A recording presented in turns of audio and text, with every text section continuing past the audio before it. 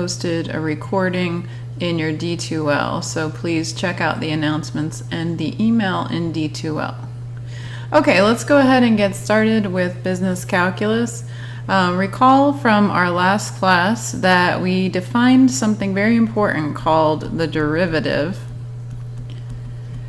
The derivative was defined to be f prime of x, which is the limit as h goes to 0 of f of x plus h minus f of x over h.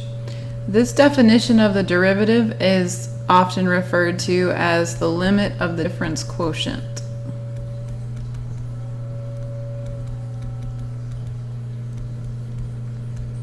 And what it is a formula for slope.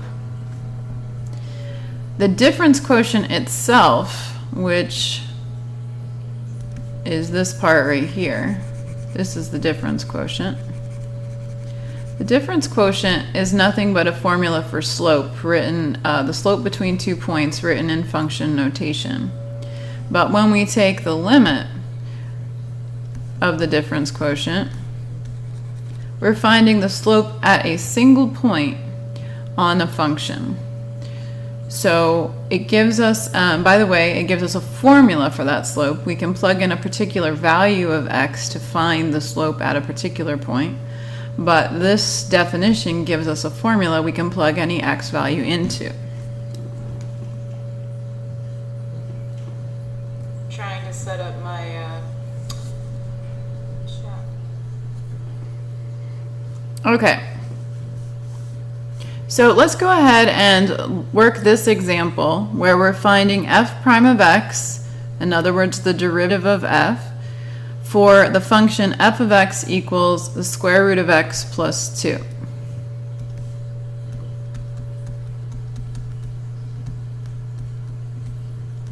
Okay, the way that we go about this is we break it down into steps. So in order to find this limit, we first need to figure out what is f of x plus h.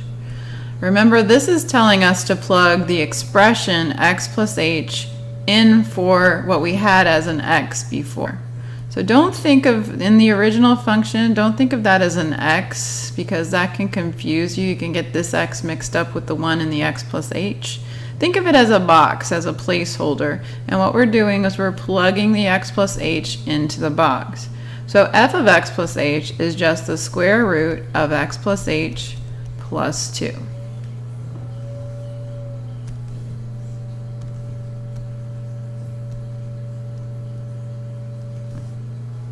Now I'm going to rewrite my function f of x back how it was, because the next step is to take f of x plus h, the expression we just found, and subtract from it the original function f of x. So that's going to be the square root of x plus h plus 2, that's what we just found, minus the original function square root of x plus 2.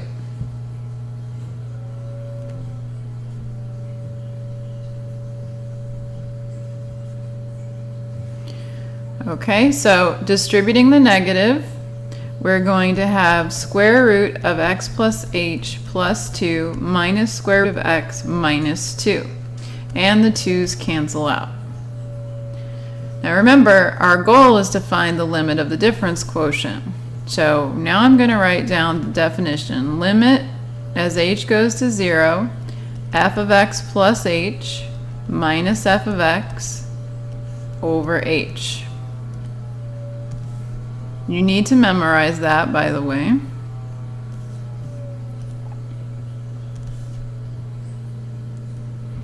This is the definition of what f prime of x is equal to, what the derivative is equal to. So now I'm going to take what we just found for our numerator. Make sure that you keep rewriting limit as h goes to 0. That's important. So we're taking the limit as h goes to 0, the square root of x plus h minus the square root of x, the thing we just found a minute ago, and dividing that by h. Now normally what we would like to do is to simplify this by factoring out an h and canceling it, because if we try to plug in 0 right now, we're going to get undefined. So the problem is that an h doesn't factor out of the numerator. But there's a nice little trick that you can use whenever you have a radical like this, which is to rationalize. So what I mean by that is we're going to multiply the top of this expression by the conjugate. Conjugate just means the same two terms, but with the opposite sign in the middle. We want to multiply by square root of x plus h plus square root of x, because when we do that, it's going to follow the pattern of a difference of squares. You remember when you take a plus b and you multiply it times a minus b, you always get a squared minus b squared. In other words, when you FOIL this out, the middle terms cancel out. So what will happen here is we'll be following that pattern, and we'll get the square roots to cancel out. There will be no middle term, and everything will work out nicely. But we can't just multiply by this because we want to. We can, however, multiply by 1. So we have to multiply by this on the top and the bottom in order to have an equivalent expression come out next. All right, so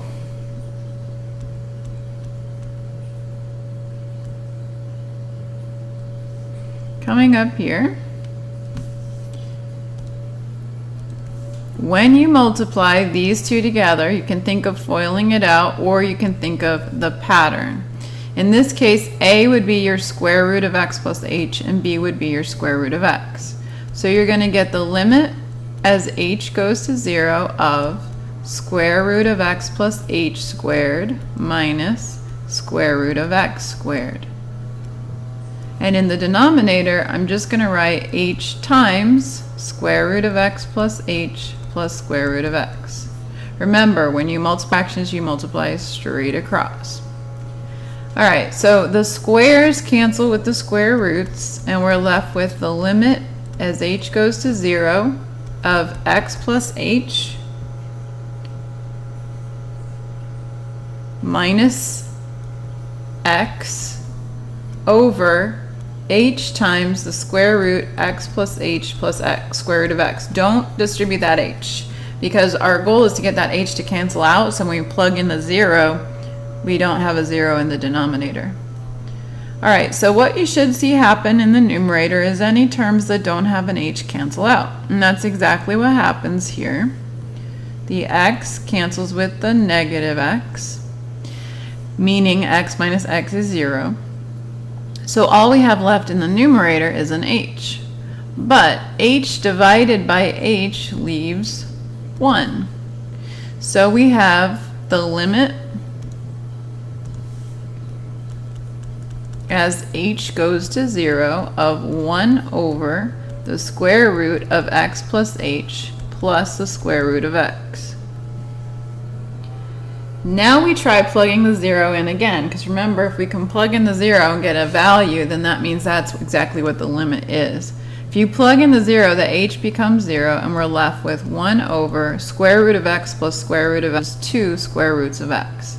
This is the formula for your derivative. So the answer is that f prime of x equals 1 over 2 times the square root of x. So for example, if I wanted to know where the original function f of x equals square root of x plus 2, if I wanted to know what its slope was when x is, say, 4, I would plug into this formula, and I would get 2 times square root of 4 in the denominator, which is 2 times 2 or 4, and we'd find the slope is 1/4 at that particular value. So that's how we use the derivative, that's how we calculate the derivative, the limit of the difference quotient. Now, not all derivatives work out. So just to give you some examples, remember the derivative is a slope of a tangent line. So for example, at this value, let's call this value b, whatever the slope of this tangent line is, we'll call it m, then the derivative evaluated at b gives you the slope m. Alright, but if you look at the value a in each one of these diagrams, we don't have a derivative for some reason or another. Now there's too many different ways that your derivative can not exist in order to list them all, but here's just some typical things that happen. All right, so one thing that can happen that would make the derivative not exist, and by the way, we can say the derivative doesn't exist, or we can say the function is not differentiable at the point. One way that that happens is when we have a discontinuity. Remember last class we talked about what makes a discontinuity is any hole or jump in the graph. So here we have a discontinuity in the function f at the value a. F is discontinuous at x equals a, and that means that f is not differentiable at a. So that's what's happening in the first graph. Let me check my comments here and see if anybody has any questions so far. The video keeps buffering and jumping online to offline. Oh, I'm sorry to hear that. You might need to change your settings because I have it set to low latency in order that that won't happen as much. So, are other people having the same problem?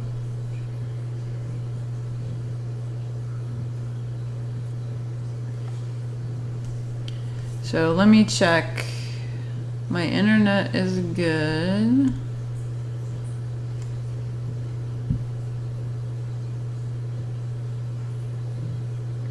I'm viewing it on my phone and I'm not having that problem. So I think you might need to check on your computer on your end. Okay. So in the next diagram, we have a different situation. The function is not discontinuous. This is the function, by the way, the V kind of curvy V shape. These lines are supposed to, that are crossing here, represent the tangent line that you would get coming in from the left and the tangent line you would get coming in from the right. And you see how we're coming in at different angles, which forms a sharp point on the graph. So when f has a sharp point, what's actually happening is the limit of the difference quotient, the limit as h approaches 0 from the right of f of x plus h minus f of x over h does not equal the limit as h approaches 0 from the left. We're not going to dwell on that, but I just wanted to mention that is technically what's happening, because we've learned that limits have to be the same from the left and the right in order for them to exist. So our limit of the difference quotient doesn't exist. We have a discontinuity.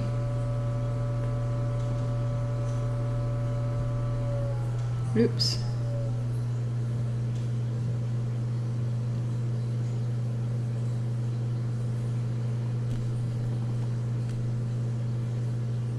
Hold on, I see a question here. Let me see.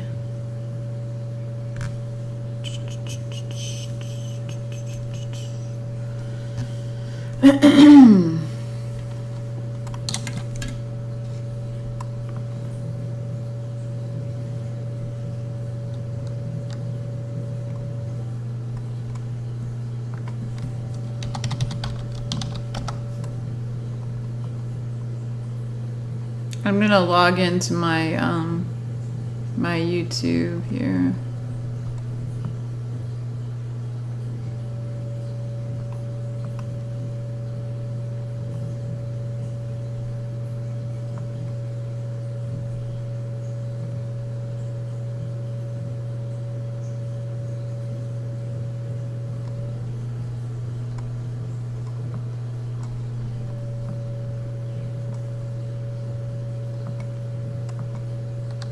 All right, Taylor, so you asked what f are you talking about? Is it on the graph? F is the function. So if you look at the graph that we were talking about a minute ago,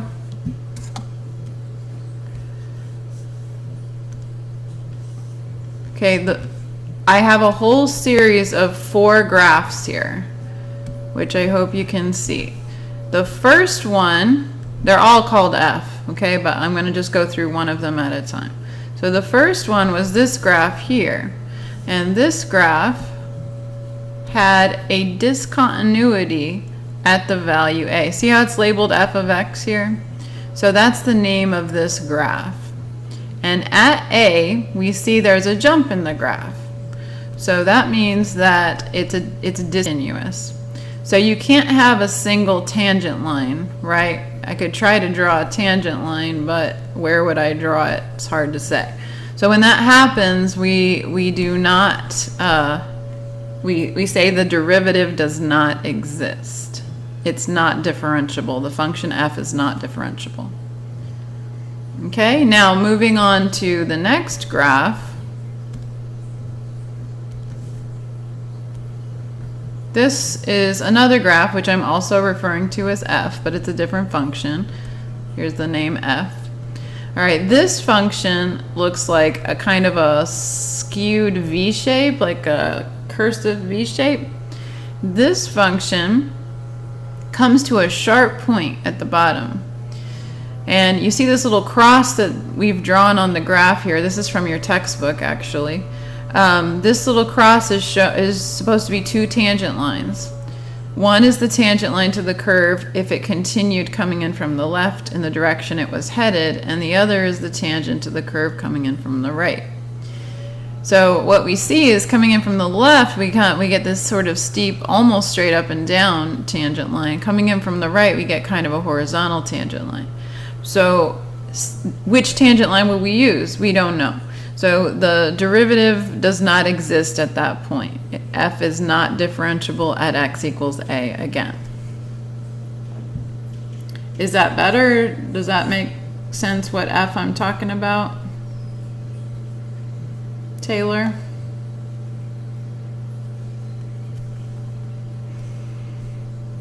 And then on the next one, we have a different situation.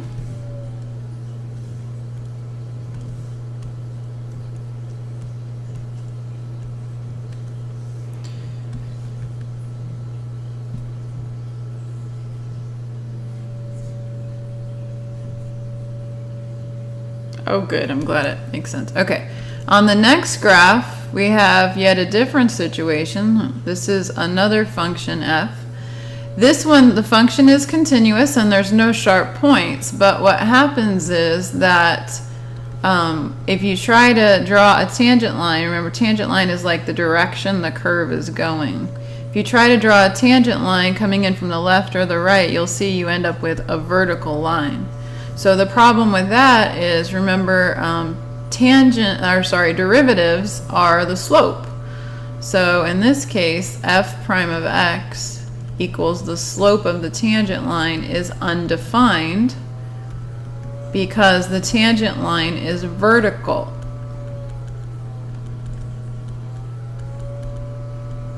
Okay, and that actually is the same situation as this last graph here. Not only does it come to a sharp point, but the tangent line would be vertical. The angle at which the graph is coming in from the left and the right is forming a vertical tangent line. So anytime you have a vertical tangent line, a sharp point, or a discontinuity, your derivative will be undefined. So it is possible that the derivative does not exist, or in other words, is undefined. Okay? All right, so that was the end of section 2.4. Were there any particular questions from 2.4 that I might be able to help you with? If so, go ahead and let me know. You can type them into the chat. You can Skype me separately from the chat. I have my phone here with me. But otherwise, I'm going to be moving on to 2.5. Now, you're going to be happy that we are, though, because 2.5, we learn all sorts of shortcuts that allow us to find the derivative without having to actually find the limit of the difference quotient. Yay, right? Okay, so we always start the section with a little bit of terminology. I'm going to keep checking for comments and questions. Okay, so just to remind you, we learned last time the definition of the derivative in the last section. We just finished talking about it. Okay, if the derivative exists for each x in a certain interval from a to b, then we say that it's differentiable over that interval. And remember, we just saw a few examples of where the derivative doesn't exist. Some notation that you're going to need to be aware of is if you have a function y equals f of x, then the derivative could be written as y prime. It could be written as y prime of x. It could be written as dy dx. Now you might be wondering where this dy dx notation comes from. So if you recall, when we found the slope of a line, we had the change in the x values, or sorry, the change in the y values over the change in the x values. So one way of describing a change in y values is to use this Greek letter delta, which is like a D. Delta y means the change in y. And delta x means the change in x. Now, if you're talking about a change between two completely distinct values like this, you use delta. But if it's an instantaneous change, in other words, if it's the slope at a single point on a function, to indicate that, we just use a regular d, dy over dx. So in a way, this is a rise over a run, but just a rise over a run of a tangent line. So you'll be seeing that notation throughout the rest of the semester. Now, the one thing I want to review before we actually get to the nitty-gritty of finding these derivatives using derivative rules is these derivatives will often involve powers, and sometimes the powers will be negative, sometimes they'll be positive, sometimes they'll be fractions. And it's important that you understand, first of all, how to go between positive and negative exponents, and second of all, the relationship between powers and radicals, because radicals or roots are really powers. So for example, in part A here, we have a to the negative third power. We're going to rewrite this in with positive exponents and radicals as needed. So I'm going to add that to positive exponents and radicals.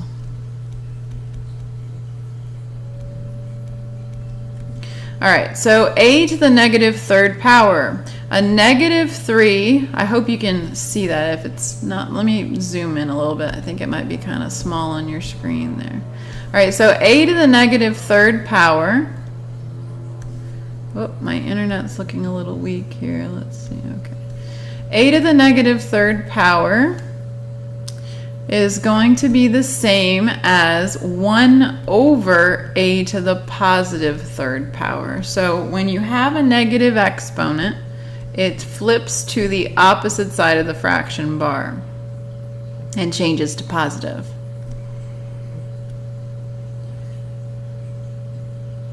So that's how we deal with negative exponents. Now, how do we deal with fraction exponents? When you have a fraction in your exponent, the numerator is the power and the denominator is the root, or the index of the root. So what I mean by this is the same as y to the first power under the fourth root. Of course, you don't have to write y to the first power. You can just write fourth root of y. So y to the 1/4 is the fourth root of y. If it had been y to the 1/3, it's the third root of y, and so on.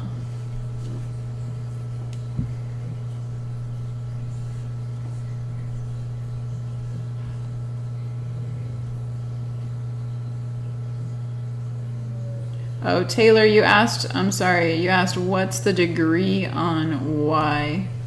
So, if you're talking about back up here, this notation, this is y prime. That's how we read that. That apostrophe is read as prime, and it indicates a derivative. Same thing here on f prime of x. This indicates a derivative. It's not a 1, it's not a degree. It's like an apostrophe, and it means derivative.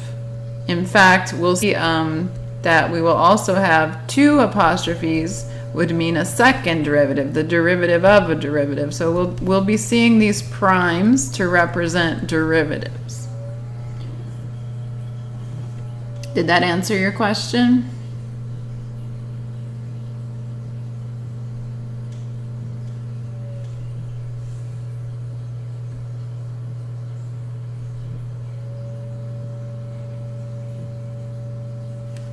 You're welcome. Okay, so let's go back to the review of exponents. All right, so in part C, we have both a negative exponent and it happens to be rational, a fraction. So first, always deal with the negative. So change to positive first before you do anything else. Also, notice that this power is only affecting the z. Only affecting the z. It would affect the 9 if the whole expression 9z were in parentheses with the power outside, but it's not. It's only affecting the z. So this is the same as 9 over z to the positive 3/4 power. All right, so we're almost there. That's the first step, writing it with a positive exponent, but we're supposed to use radical notation as needed. Remember, the numerator is the power, so we're going to keep z to the 3rd power, but we're going to write the 4th root of z cubed instead of writing a denominator under the 3. The 9 still stays in the numerator unaffected.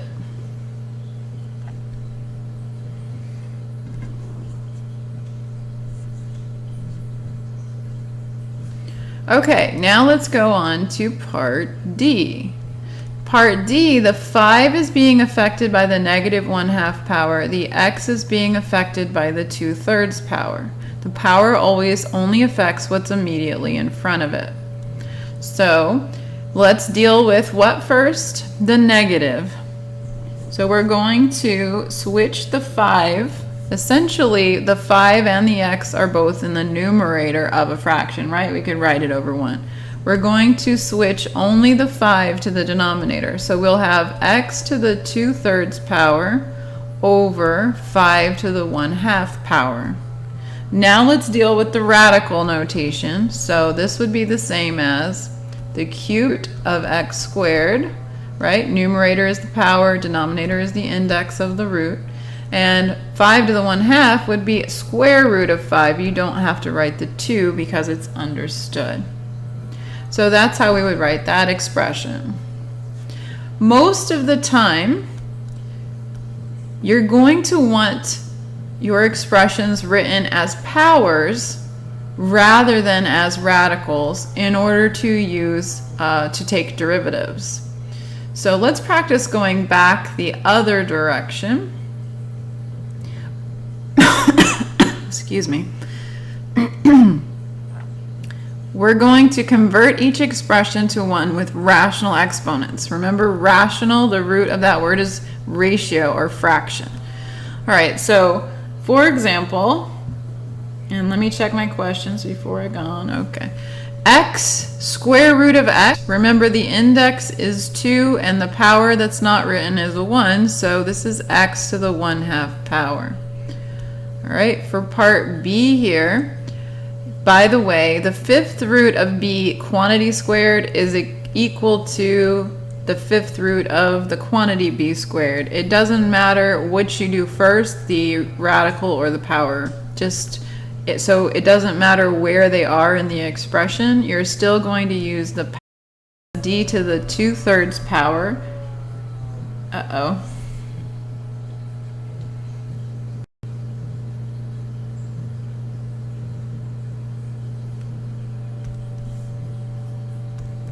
Sorry, we cut out for a minute. So 2 over the cube root of d squared is going to be 2 over d to the 2/3 power. But usually when we take derivatives, we don't like to have it in a fraction form like that, or often we don't. So we could write that as 2 times d to the negative 2/3 power instead. So we're going to need to go back and forth between radical notation and exponential notation with rational exponents from time to time.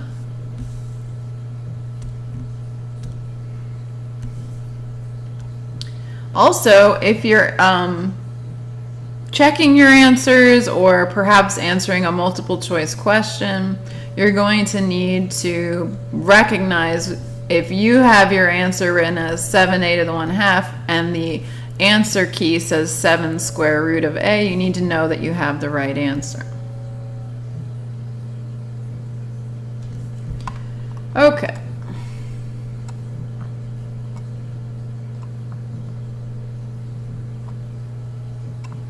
Is everybody with me? Is there anybody who's having any technical issues or anything? Make sure to tell me about it in the chat box. I know we cut out for a minute there, but we should be back and up and running. Okay, so now let's talk about our rules of differentiation, which is going to save us a whole lot of work because these allow us to find the derivative without taking the limit of the difference quotient. All right, so remember there were several notations for derivative. So if you want to take the derivative of a function y equals some function of x, one person might write find y prime, another person might write find f prime of x, and yet another person might say take the derivative of y with respect to x. Okay, so as I give you these rules, I'm going to try as much as possible to show you how they're written in the various formats. The first rule is the constant function rule. All right, so what is a constant function? Well, a constant function would be a function like, for example, y equals 3. What does y equals 3's graph look like? Well, y equals 3 is a horizontal line. And what is the slope of a horizontal line? All along the horizontal line, the slope is 0. So, in general, if you take the derivative of a constant, you're going to get 0. So one way of denoting this is the derivative of c, where c is a constant value like 3 or 5 or 7. It's not a variable like x. The derivative of a constant with respect to x is equal to 0. That's using the dy dx notation, where y is equal to c. Another notation might be if somebody had f of x equals some constant number c, they might write f prime of x is equal to 0. Or another notation, if y is equal to c again, you might just say y prime is 0. So these are all three are correct notations that are helpful in different situations, but it's kind of overwhelming at first when you're first getting used to all the notations, but give your brain a chance to absorb it and you will do fine. Okay, so if y is equal to 3, that's a constant, right? 3 is an example of a constant value. If y is equal to 3, then y prime is equal to blank. So you would just say 0. Now, you could find that by taking the limit of the difference quotient, but that would take time and effort, and so you're only going to take the limit of the difference quotient when I specifically tell you to. All right, if f of x equals pi, then what does f prime of x equal? So pi is approximately 3.14, right? That value, it's like 3.14159 and so on. But it's a constant. It's an irrational number, but it's a constant. If you were to draw a picture of this, it would be a horizontal line. So f prime of x is equal to 0. All right, so that's the constant function rule, that whenever you take the derivative of a constant, you get 0. Another important rule that's used a ton in this class is if you have a function y equals f of x, where f of x equals x to a power, where n is any real number. So n could be 5, n could be a half, it doesn't matter. Then as long as n is not, actually I need to make a note of this, this rule doesn't work. Hold on, let me think.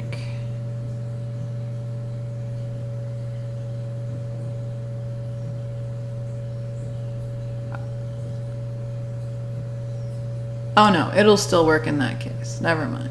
Okay. I was thinking of something else. All right, so if n is any real number, then you can just subtract 1 from the exponent. You bring the power out front and subtract 1 from the exponent is the way that I like to say it. Let's write that in red. Bring the power out front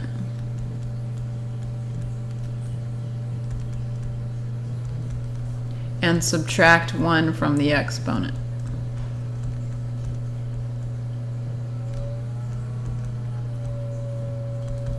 Okay, so as an example, this is, by the way, if y is equal to f of x equals x to the n, what this says is y prime equals f prime equals dy dx. They all are equal to nx to the n minus 1. So in this case, for part A, applying this rule, if n is equal to 3, you bring the 3 out front and you subtract 1 from it and you get the derivative.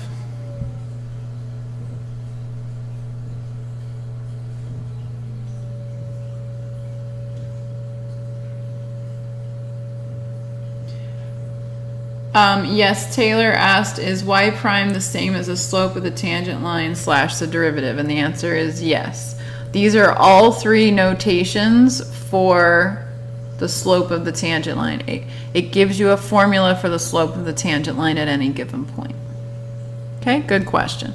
All right, so then y prime here is going to be 3, bring the power out front, 3 x to the 3 minus 1, or in other words, 3x squared.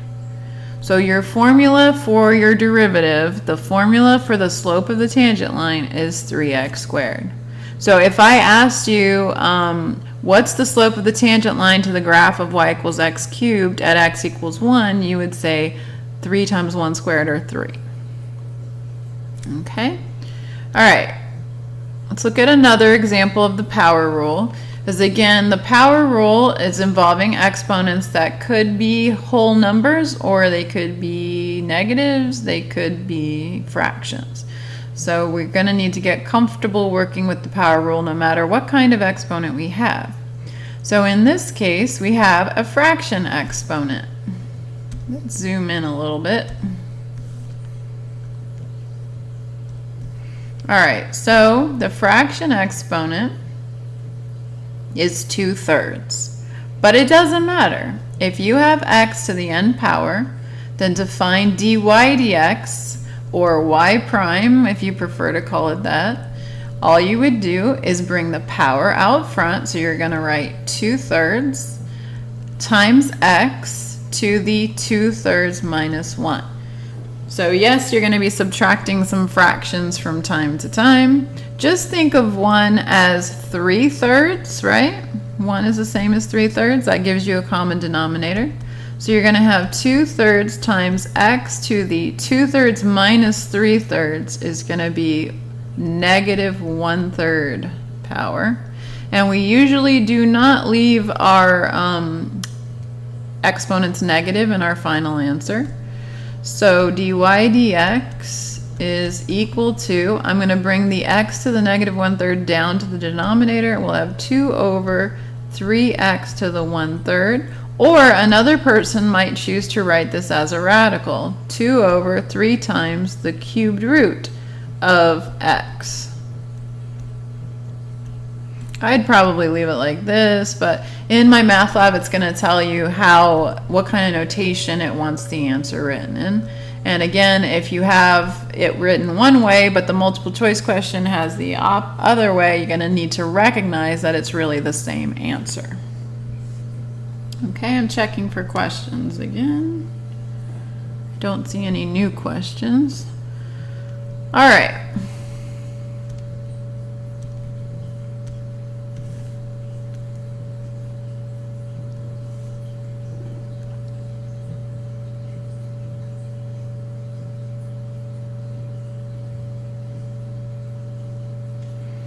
Okay, so here's a little tip. For problems with radicals or exponents in the denominator, you're going to want to rewrite the term first so it doesn't have a radical or exponent in the denominator, and then you can always apply the power rule. In other words, you want to get it to look like x to the n power without any fraction in it.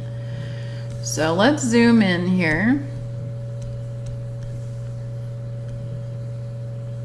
Okay, so for this example, we have y equals 1 over x to the 4th, and then we want to find y prime. This is a comma right here next to the x to the 4th, so don't worry about that. Okay, y equals 1 over x to the 4th, and we're trying to find y prime. All right, so I'm going to get you started on this one. What you would do is you would rewrite y as x to the negative 4th power, and then you would apply the power rule. And what does the power rule say? Bring the power out front and subtract 1 from it. Work that at your desk or wherever you are at home. Just jot it down real quick. Write it on paper to test yourself to see if you're on the same page as me.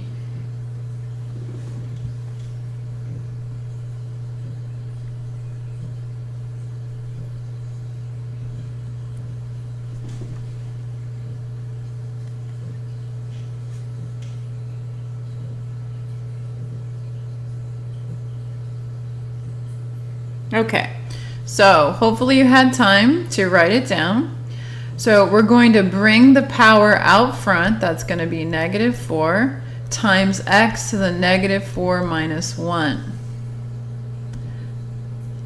Now, negative 4 minus 1 is negative 5. So y prime, the derivative, is equal to negative 4x to the negative 5. However, we usually don't leave a negative exponent in our final answer. So I would write y prime, the derivative, equals negative 4 over x to the positive 5th power.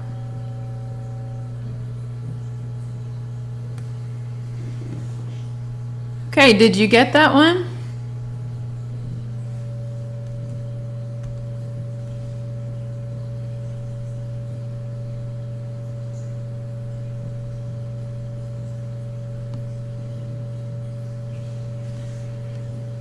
All right, so let me know if you have any questions or issues, okay? All right, now we're going to do this one.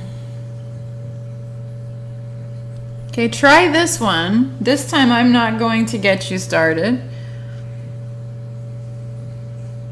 Write the function. The function you're given is y equals the square root of u.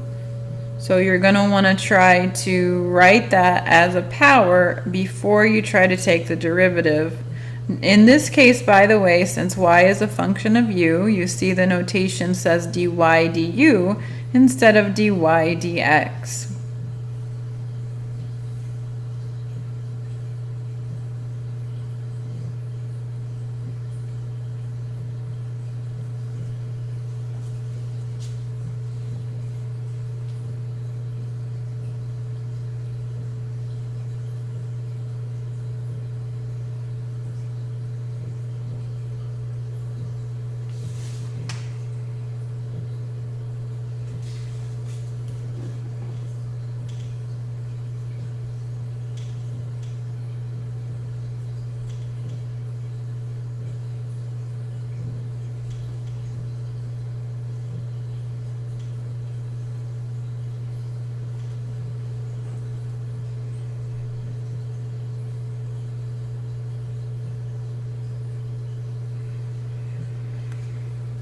Okay, so the first thing you should have written is y equals u to the 1/2, rewriting your radical function as a power.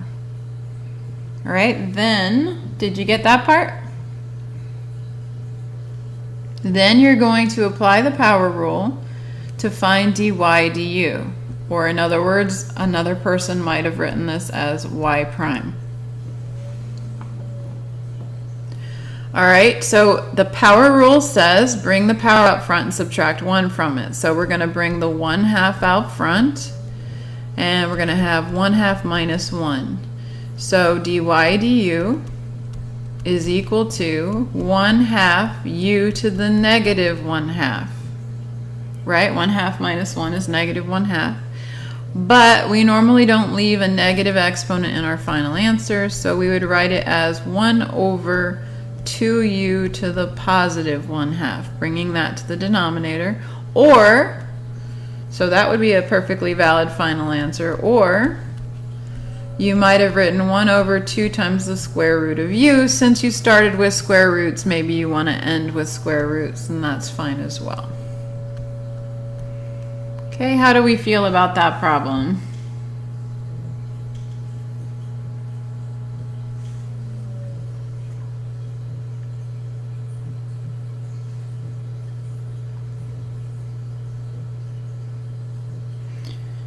Feeling good. All right, Karina, I'm glad to hear that. Okay, so let's go ahead and move on now. We've done the constant rule and we've done the power rule. Now we're going to add something to it that's going to really, two facts to it that's really going to expand our ability to take derivatives quite a bit. And that is, if you take the derivative of a constant times a function, you can just leave the coefficient out front. If you have a coefficient times a function, you can leave the coefficient out front and just focus on taking the derivative of the function. So the rule we're looking at is right here. If you take the derivative of a times f of x, leave the a out front, and then just focus on taking the derivative of the function that's left behind. This only works when a is a constant. So if there's an x being multiplied by some other function of x, you can't leave that out front. You're gonna have to use derivative rules to do that. All right, and so let's look at part A and see how it applies to what we're saying here. So first of all, this is, I don't know if you can read that, that's m to the 4th power over 6. All right, so you might say, wait, we're supposed to be talking about something being multiplied by, a constant being multiplied by a function. So it is, if you think of it as 1/6, this is the same as y equals 1/6 times m to the 4th power. So here y is a function of m instead of x, but that doesn't matter. We have a value that's a constant a times a function of m. So if you have a constant times a function, you can just focus on taking the derivative of the function. Normally we don't write this step, but I'm going to write it just to kind of emphasize what we're doing. So when I take my dy dm, notice it's dy dm instead of dy dx, it doesn't matter, it's just telling you which variable we're using. We'd have 1/6 times the derivative with respect to m of m to the 4th power. I hope that notation doesn't freak you out that too much. This is the derivative of y with respect to m. We're just taking the derivative of m to the 4th and leaving that 1/6 tagging along. You don't have to write that step, but that's what's happening. So we're going to have 1/6 times. Now this is a power rule situation, right? So the derivative of m to the 4th is going to be 4m cubed. 4m cubed. Bring the power out front and subtract 1 from it.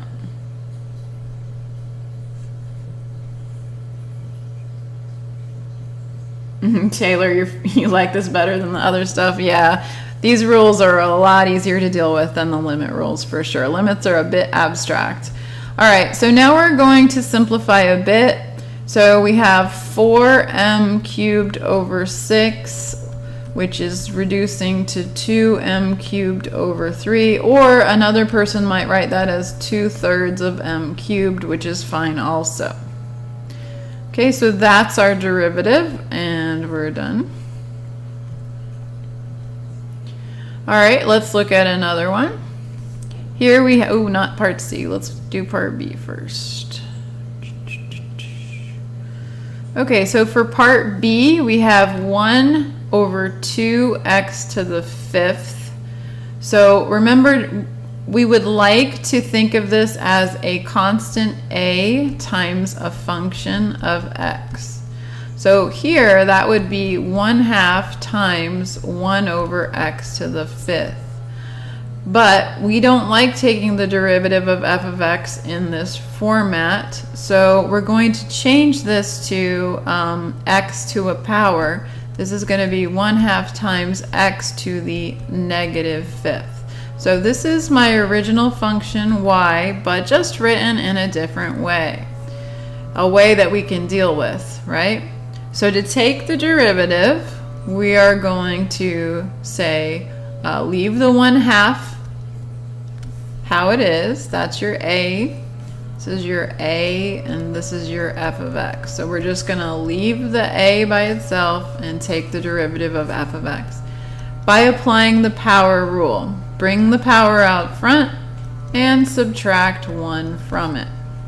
So that means that y prime is equal to, so 1/2 times -5 is -5/2. Remember, think of the -5 as being over 1. And then we have x to the -5 minus 1 is -6. But we usually don't leave a negative in our exponent, so I would move that to the denominator and say -5 over 2x to the +6.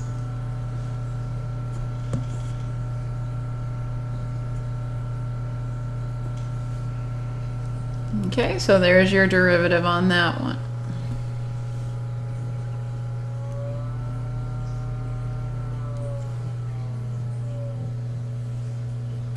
All right, so everybody doing all right, I hope? Don't hesitate to interrupt me.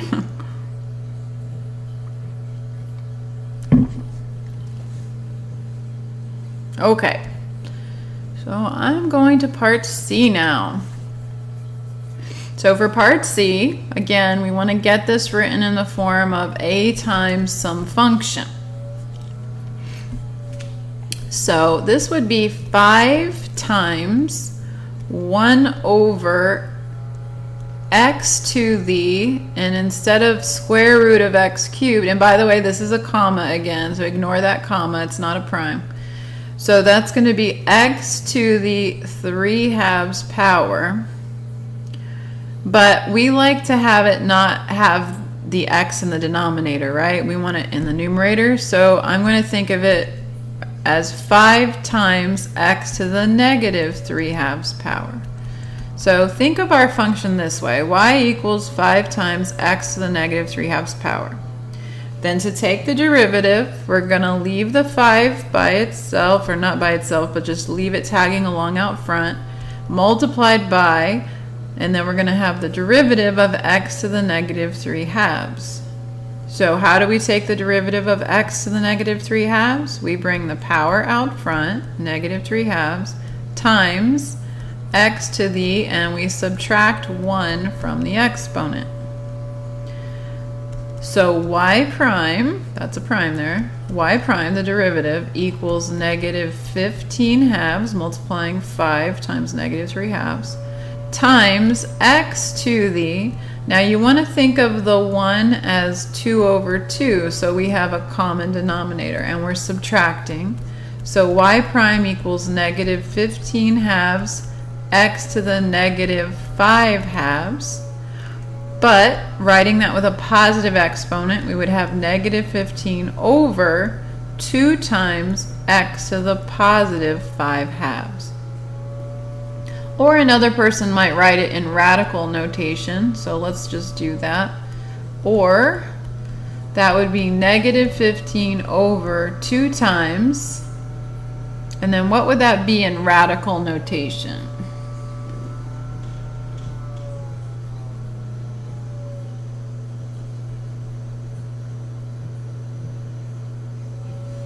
Yes, Taylor, I see your message. I'll scroll up in just a minute to show you the constant multiple rule words. So this would be 2 times the square root of x to the 5th. Okay, so either of these, either of these would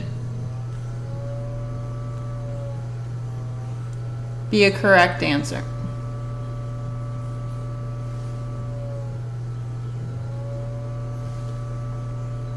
All right, so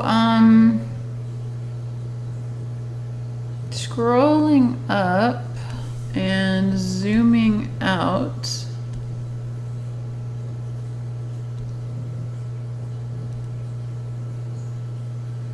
Okay, the constant multiple rule. The derivative of a constant multiplied by a function is the constant multiplied by the derivative of the original function.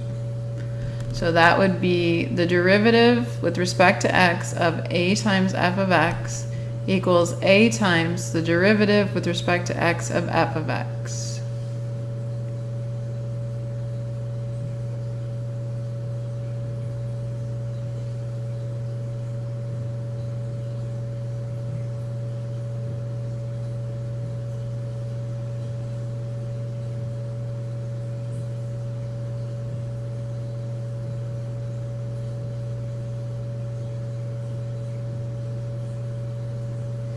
Okay.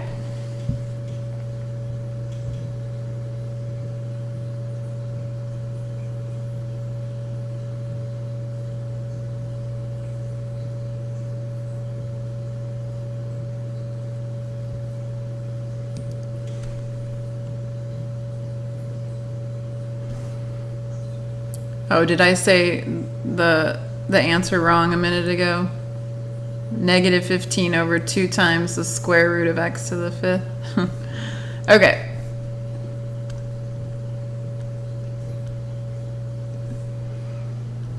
All right. Now, if you take that constant multiple rule and you put it together with this rule, which says that the derivative of the sum of 2 functions is the sum of the 2 derivatives, you can basically take the derivative of any polynomial function plus variations on polynomial functions that have rational exponents as well. So this is a really, when you put the 2 together, oh, well, really 3 because you're using the power rule too, you get just a whole slew of functions that you can take the derivative of. So the next thing we're going to do is we're going to add to our toolbox the sum and difference rules. This applies for adding and subtracting functions. It doesn't matter. Whenever you have different terms, all you do is take the derivative of each term. Terms are things that are added or subtracted. Okay, so one more time, the derivative of the sum of 2 functions is the sum of the derivatives of the 2 functions. So here we go. I'm going to work an example.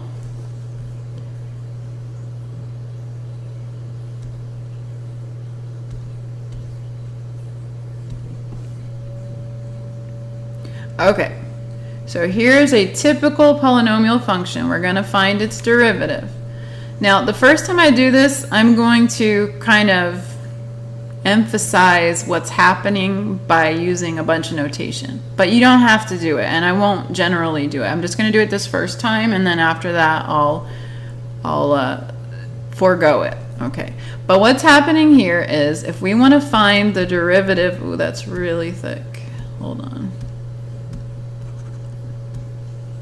If we want to find f prime of x, the derivative, we have a sum of 2 functions here. So what we can do is we can take the derivative of each separate term. The way we denote that is d dx, the derivative of 3x squared with respect to x, plus the derivative of 2x with respect to x. Now, in order to find the derivative of 3x squared, notice that the 3 is a constant multiple. So we have 3 times the derivative of x squared. And to take the derivative of 2x, we would just take the 2 out front and take the derivative of x.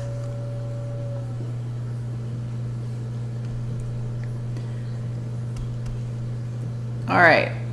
Now, the derivative of x squared, we would use the power rule.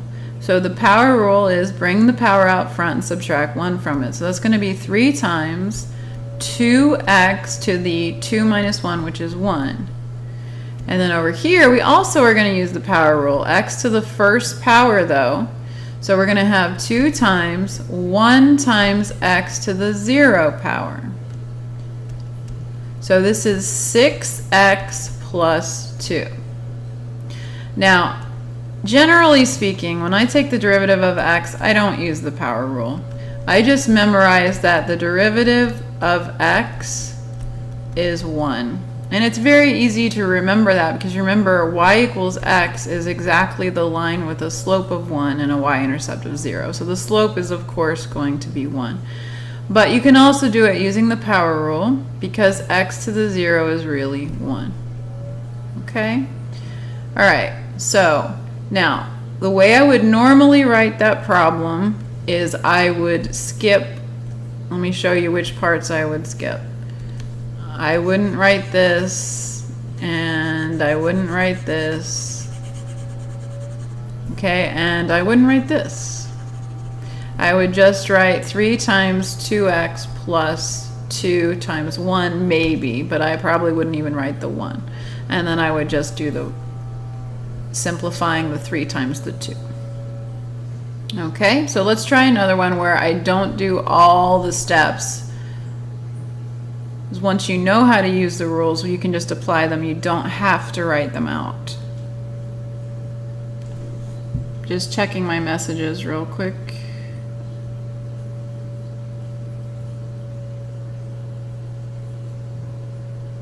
Okay.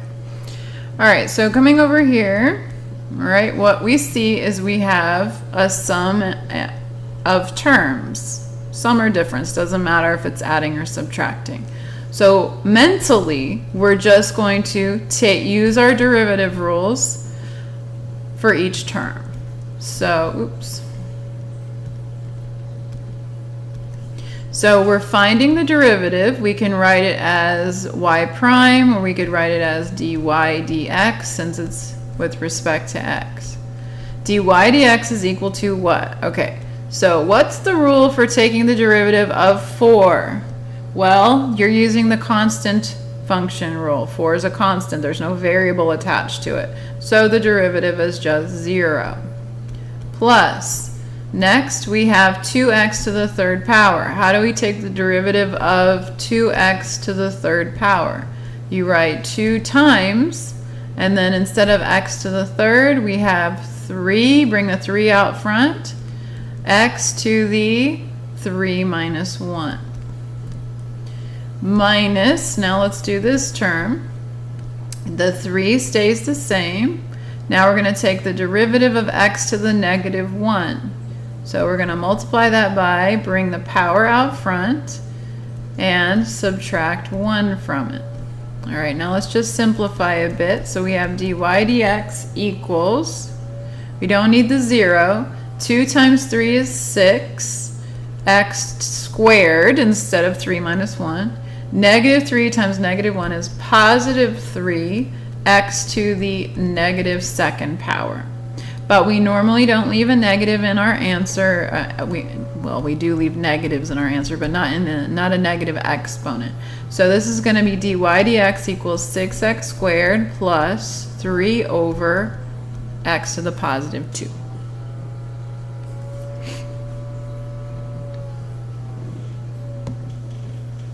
Checking my messages. Okay.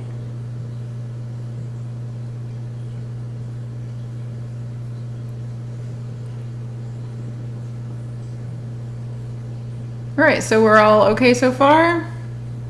Are you ready to try one yourself? Let's go over to part C. Okay, part C, I'm going to get you started. Notice I'm writing y here, not y prime, not dy dx. I'm not actually taking the derivative yet. This is important. Sometimes we, when we're first learning to take derivatives and we have to rewrite things algebraically, we think we're taking the derivative when we're just rewriting it. This step is just rewriting it. I'm not taking the derivative. I'm getting it into a form that's helpful for taking the derivative. So I'm going to write this, instead of the cube root of w, I'm going to write it as y equals w to the 1/3 power minus 3w. Okay, so at home, give it a shot. See if you can take the derivative of this function. Test yourself. Don't just sit there. Because even if you get it wrong, you can at least find out if your instincts were correct or not, and if they're not, you can figure out how to fix them.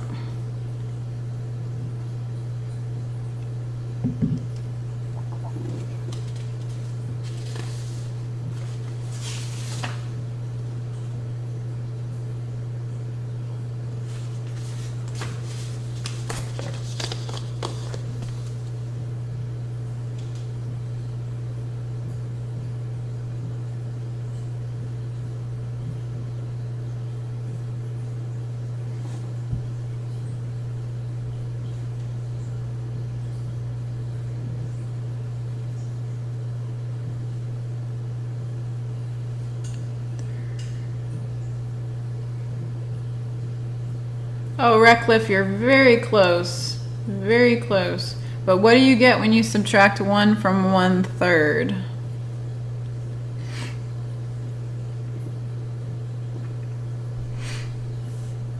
Okay, so just taking the derivative of each term individually. So I'm going to write y prime equals, because now I'm taking the derivative, I'm going to bring the power out front, 1/3 times w to the 1/3 minus 1, minus the 3 stays the same, and the derivative of w is just like the derivative of just x. That's just 1.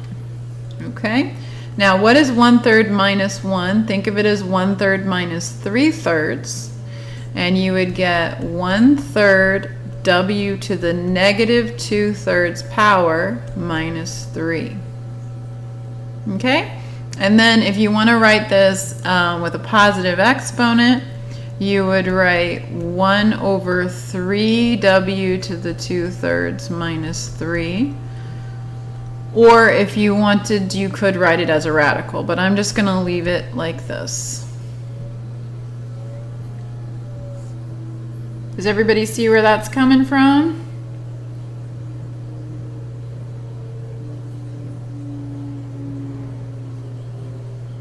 Good job, guys. You're doing great. Okay. Don't be shy out there, by the way. All right, so we're going to look at the derivative of this guy. Remember, whenever you see the x's in the denominator, you want to get them out of the denominator. So we're going to, by the way, this d dx out front just means derivative of. The derivative of. And the top is telling you to take the derivative, the bottom is telling you what variable you're differentiating with respect to. That seems a little bit redundant right now, but later on in calculus it matters, because sometimes you actually have functions with more than one variable in them. So, but not in this class. We'll just have the one variable. Anyway, we're going to take the derivative of what? Now remember, right now I'm not taking the derivative. I am just rewriting my function in a form where we can take the derivative. I'm going to write it as 5/3 times x to the negative 2 minus 2 times x to the negative 4 plus 1/9 times x to the 3rd. This way, they're all in a format of a constant times x to a power. So that's actually probably the hardest part of this problem, because once you get the power rule down, the rest isn't too bad. So let's see what we get. We're going to get 5/3 times And we're going to have negative 2x to the negative 3. And then we're going to have minus 2 times negative 4 at, let me not do a parenthesis yet.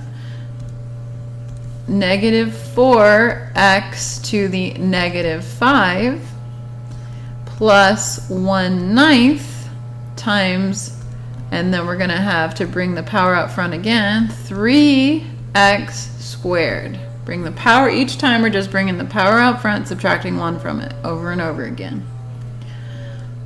All right, now let's simplify a bit. So let's see, 5 times negative 2 is negative 10. So we have negative 10 over 3. I'm going to bring the x down to the denominator and make the exponent positive. So negative 10 over 3x cubed. Plus, here we have 8 over x to the 5th. Plus 1/9 times 3 is 1/3 x squared, or you could write it as x squared over 3.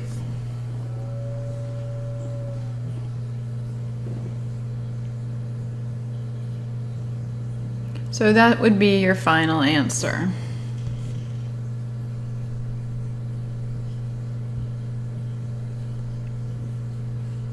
Okay.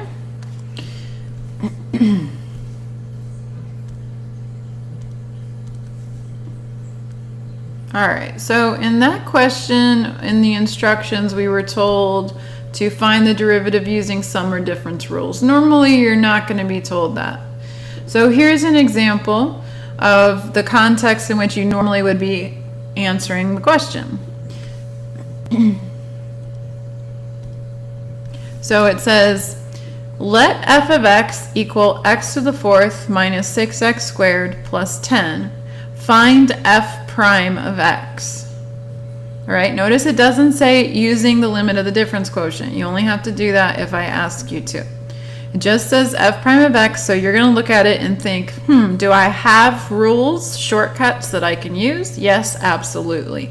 So we're going to apply those rules. F prime of x equals, you jot it down real quick. This one should not be very tricky because it's just a polynomial with positive exponents. So jot it down what you think the derivative is.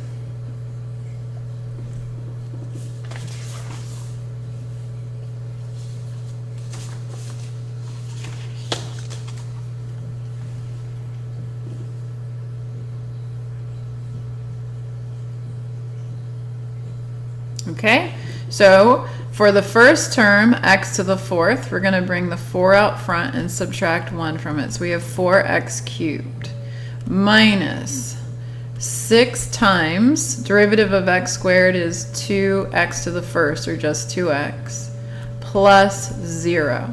So f prime of x is 4x cubed minus 12x. Did you get that one?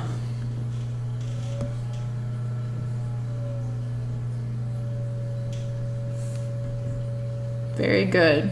Okay, now what to do with this? So now that we know how to take the derivative fairly quickly of a whole bunch of different types of functions, we are going to apply this skill to finding the equation of the tangent line, right? We've talked about how the derivative is the slope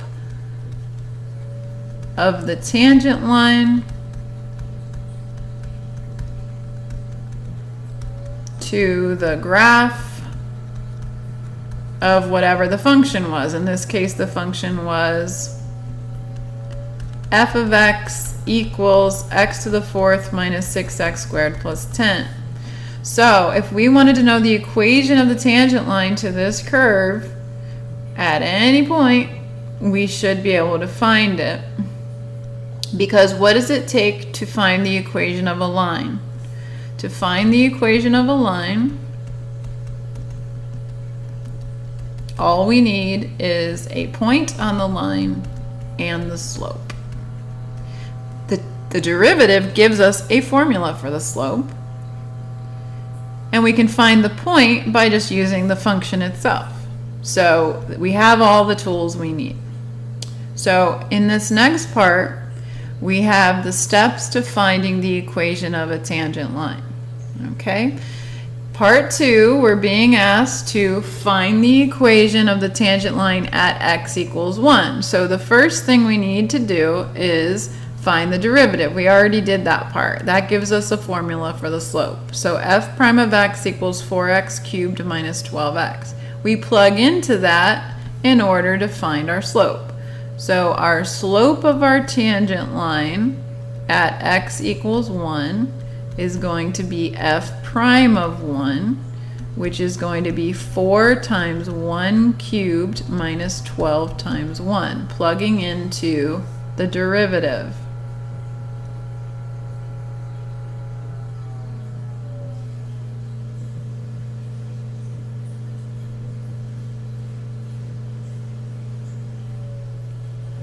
Okay, now let's simplify a bit. 1 cubed is just 1 times 4 is 4, so we have 4 minus 12 is negative 8. So the slope of the tangent line at x equals 1 is negative 8. Okay? Now, I'm going to use the method of finding the equation of the tangent line using y equals mx plus b. We know m. We know x. We're being told to find the slope of the tangent line when x is equal to 1. So all we need to do is to find the corresponding y coordinate, plug that in, and we'll be able to find b.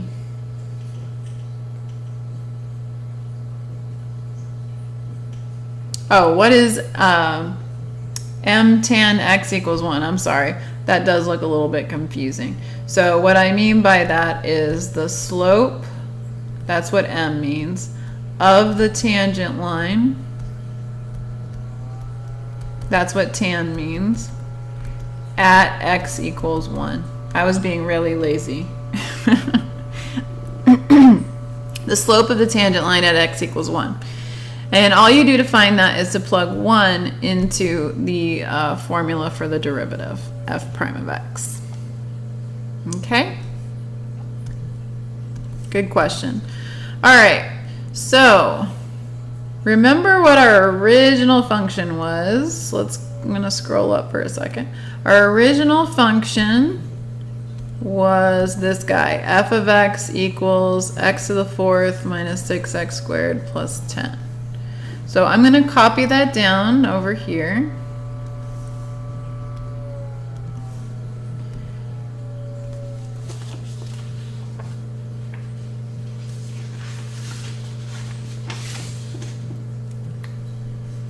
Okay, f of x equals x to the 4th minus 6x squared plus 10.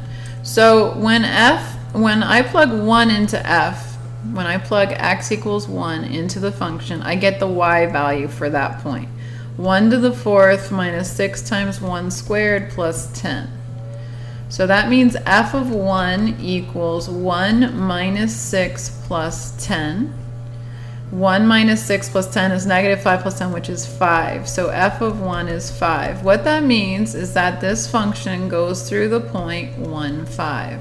This being our x value, this being our y value. So I'm going to plug that information into my equation here. I know that for my tangent line at 1, the y value, if it's 5, then the x value would be 1. And the slope we figured out a minute ago from our derivative was negative 8. And that would be added to whatever the y-intercept is. So we can now solve for our y-intercept b.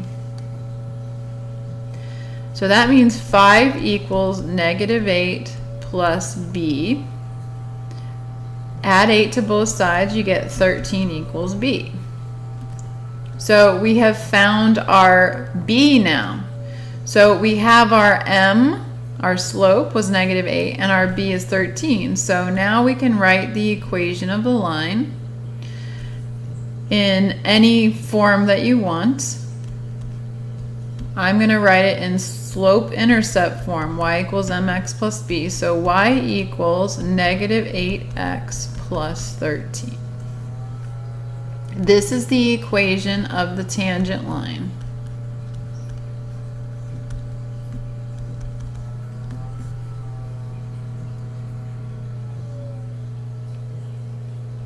Now, just to show you what we've just found, I'm going to pop over to a graphing calculator website, which is really cool. It's called Desmos.com.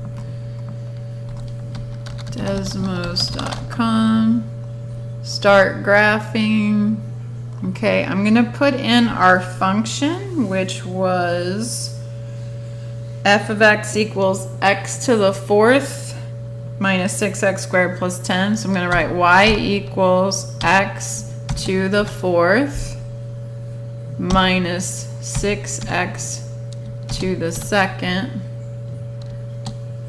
plus 10. Okay, so here's a graph of that polynomial.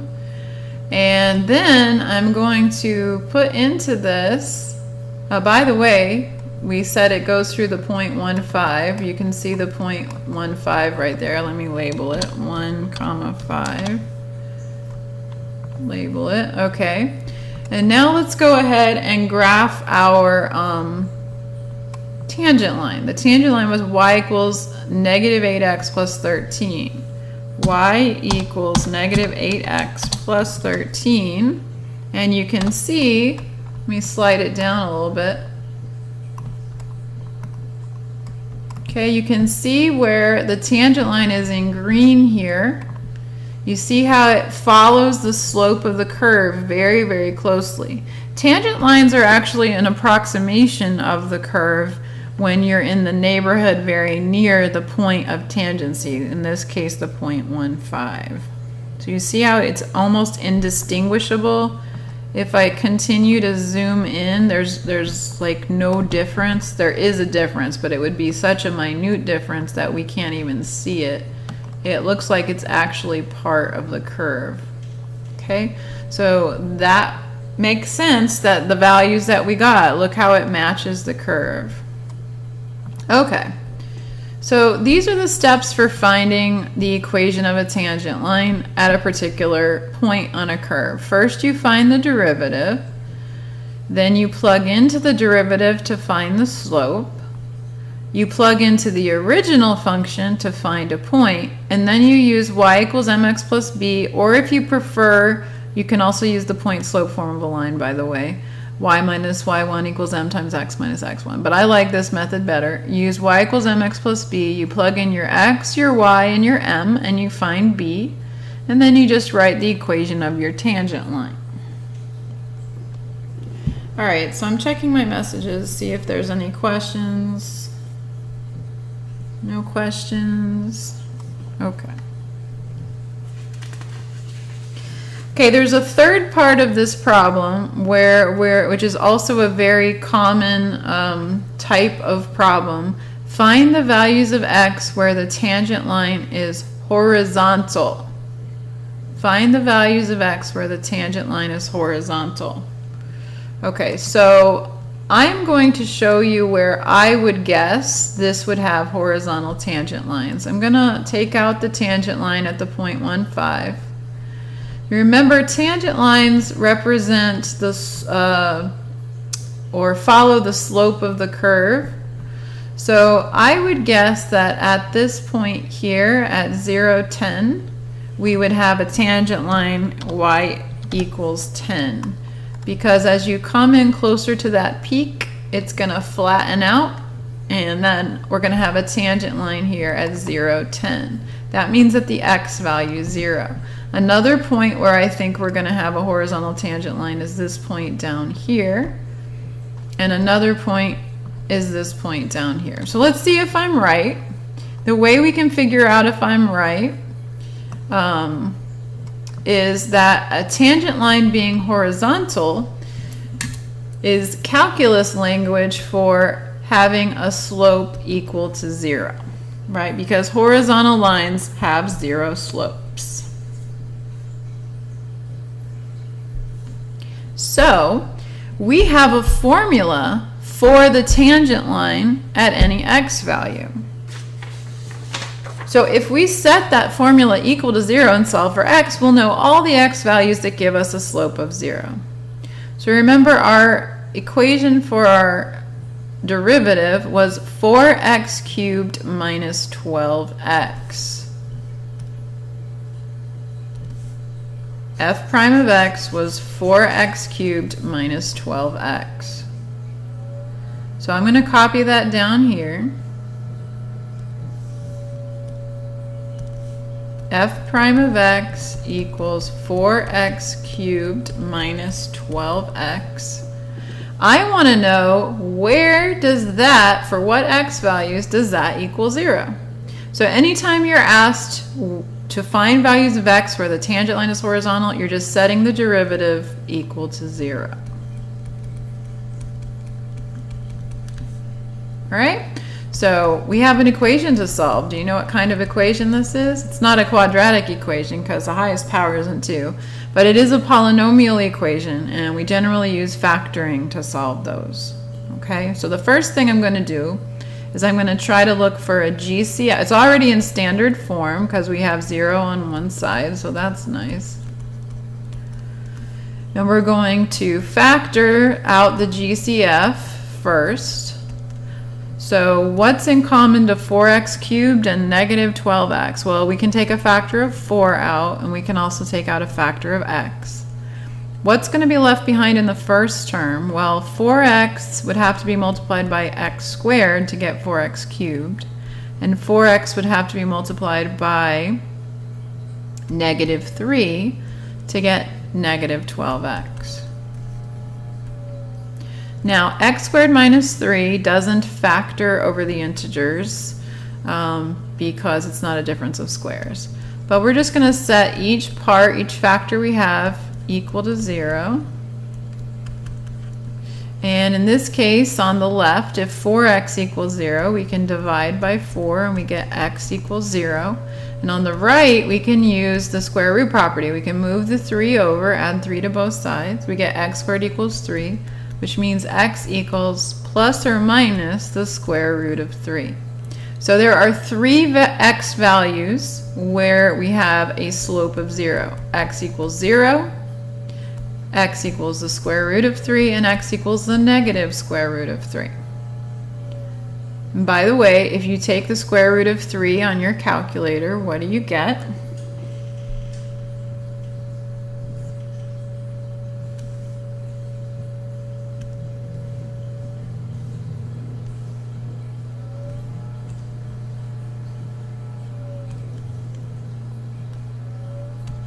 Square root 1.73-ish, right? So this is approximately 0, 1.73, and negative 1.73. So let's go back to that graph and look at the places where I said I thought it would have a horizontal tangent line. Look what we see. Negative 1.73, positive 1.73, and of course up here at 0, 10. So the x value is 0, negative square root of 3, and positive square root of 3 gave us horizontal tangent lines.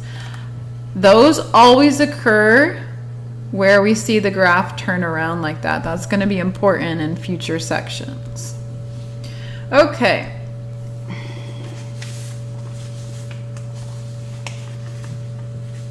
I think that's all we're going to do today. Thank you very much for attending the live chat. Remember, the link to your OneNote, this file that I'm writing in is called a OneNote file, and the link to it is in your D2L, and it updates automatically as I'm writing. Also want to remind you again that there is no class on Monday. No class on Monday. But we will have a live chat next Wednesday. Just like we did today. All right, remember you can Skype me, email me. Oh, Taylor had a question. So we can only find these horizontal x's when we've graphed. No. So even if I didn't know what the graph looked like, I can set the derivative equal to